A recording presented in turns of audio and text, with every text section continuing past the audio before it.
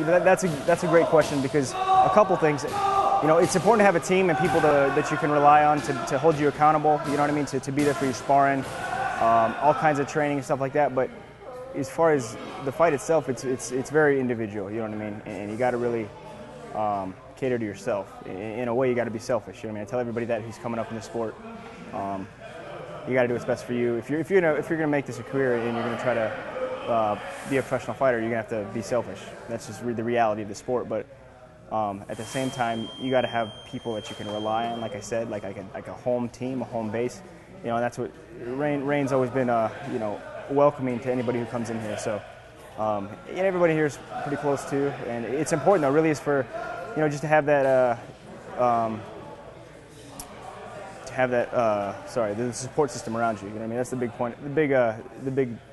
The importance of having a team around you for sure. The biggest thing that I've noticed is just giving your time. You know what I mean? Time is a huge sacrifice that nobody has a lot of.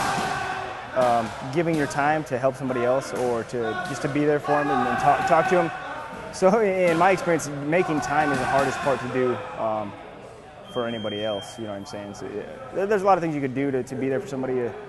Whether it's help them drill, spar, technique, but even more so outside of the gym, what you see how they're doing. I mean, being a leader, because there's actually a lot of kids that I mentor, the same thing, just whether it's just giving advice, hey, things that they've been through, that I've been through, that they're going through, stuff like that. But more than anything, it's just making the time to do so.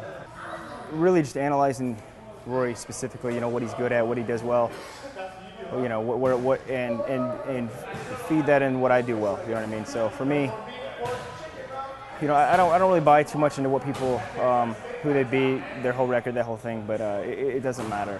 I can acknowledge what they're good at and make adjustments in my training. But for me, I know what I'm good at and what I got to do to get where I'm comfortable and succeed. And that's the tricky part.